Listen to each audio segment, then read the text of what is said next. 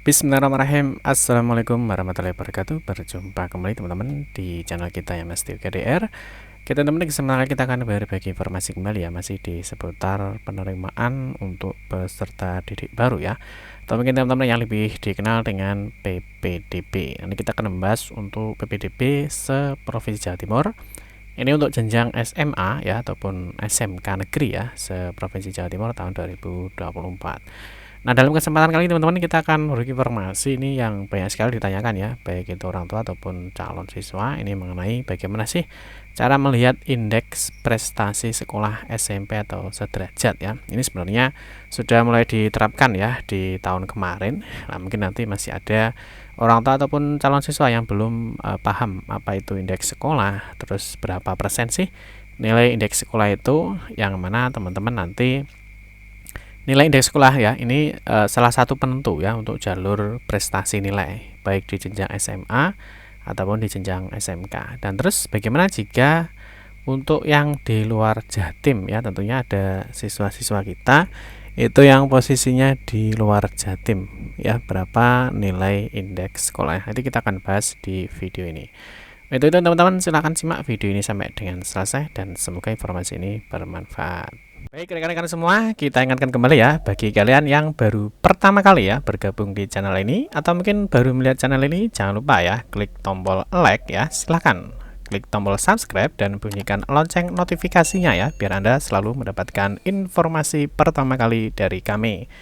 Bagi kalian yang suka baca berita, silahkan kunjungi saja di laman resmi kita mastiukdr.com. Di sini kita akan berbagi informasi ya, khususnya di seputar dunia pendidikan. Selamat menikmati informasi dari kami dan semoga informasi ini bermanfaat ya untuk kita semua. Oke, langsung saja kita mulai untuk indeks prestasi sekolah ya di SMP atau sederajat atau di sekolah asal ya. Yang pertama kita mulai teman-teman, jadi adanya nilai indeks sekolah itu nanti masuk di jalur prestasi nilai akademik teman-teman ya. Jadi di jalur prestasi nilai akademik salah satu penentu ya untuk diterima atau tidak, artinya untuk nilai akhirnya itu adalah gabungan ya. Jadi yang digunakan untuk seleksi itu adalah nilai gabungan rata nilai rapor dari SMP atau sederajat mulai dari semester 1 sampai dengan semester 5, nilai akreditasi sekolah dari SMP sederajat, dan indeks sekolah SMP sederajat asal ini yang dimiliki oleh Dinas Pendidikan Provinsi Jawa Timur. Nah, di sini nanti kita akan membahas mengenai indeks SMP sekolah sederajat atau sekolah asalnya ya. Jadi nanti bagi teman-teman yang ingin daftar di jalur prestasi nilai akademik ya, baik itu jenjang SMA atau SMK, tentunya ini sangat penting ya indeks prestasi sekolah ini.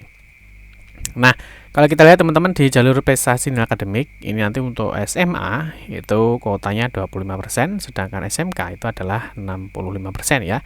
Yang mana nanti di dalam sistem nilai akhirnya ya atau nilai gabungannya ya, yang mana nanti untuk gabungan rata nilai rapor itu ada 50%, nilai akreditasi sekolah itu adalah 20%, sedangkan untuk indeks sekolah asal SMP atau sederajat itu adalah 30%. Nah, apa itu nilai indeks sekolah asal ya? Jadi nilai indeks sekolah asal yaitu nilai indeks setiap SMP atau MTS se-Jawa Timur.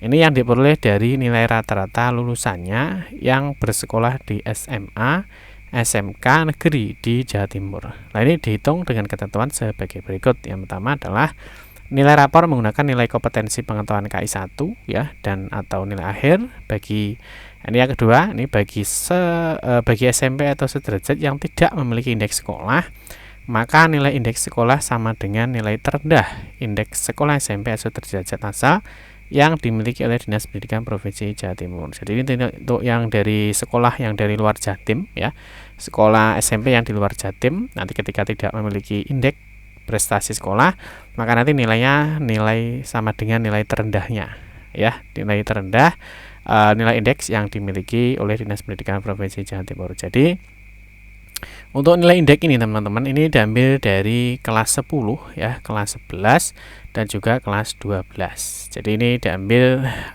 sekarang kan masih ada nilai 1 semester ya. Jadi semester 1, ini semester 1 2, ini semester 1 2. Ya, jadi yang mana nilai semuanya ya. Jadi di sini kan ada di 2 semester ya, di setiap sekolah.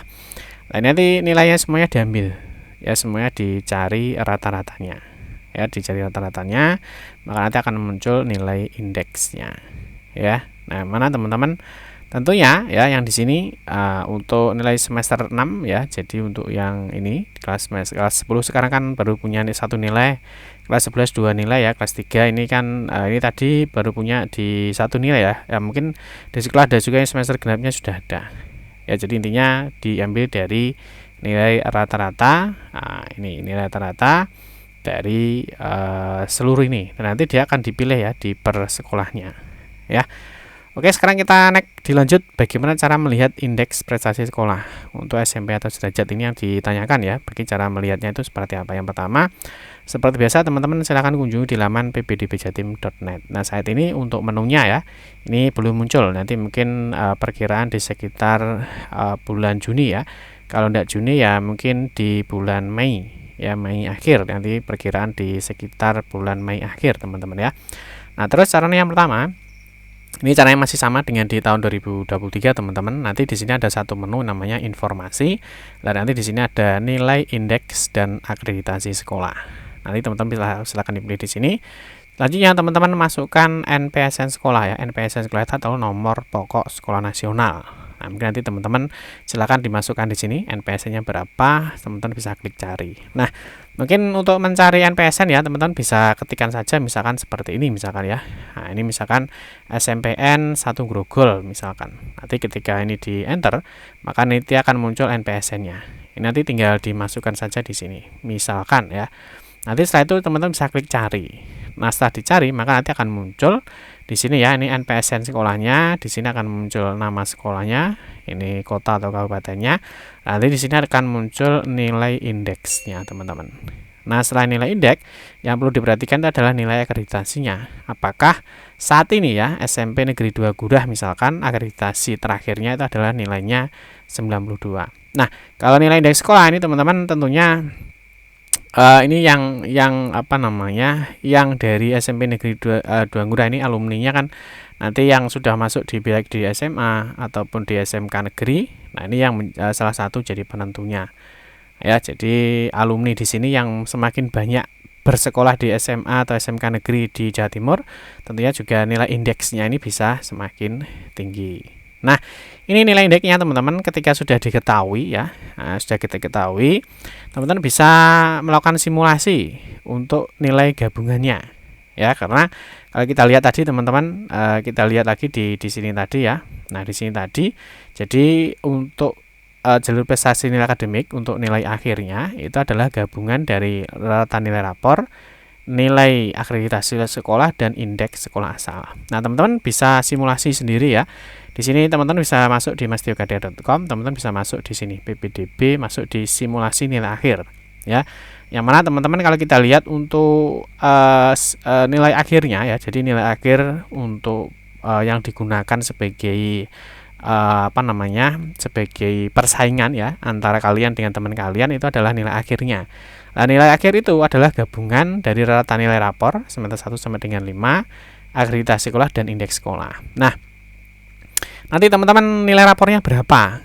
Nah, teman-teman harus tahu kan, nilai gabungan rata rapornya itu kan nilainya kan 50% ya. Jadi nilainya kan 50%. Itu nilai rata-ratanya itu berapa? Teman-teman bisa masukkan di sini ya. Ini hanya sebagai contoh, teman-teman. Nanti teman-teman bisa real ya dimasukkan di sini. Itu tidak apa-apa ya. Ini hanya saya bagi sebagai contoh. Misalkan ya, ini hanya contoh saja untuk nilai rapornya ya. Misalkan seperti ini. Nah, nanti di sini sudah otomatis teman-teman ya. Ini sudah otomatis, sudah kita program ya. Jadi ini untuk membantu mungkin teman-teman yang masih bingung melihat nilai rapornya itu berapa sih sebenarnya.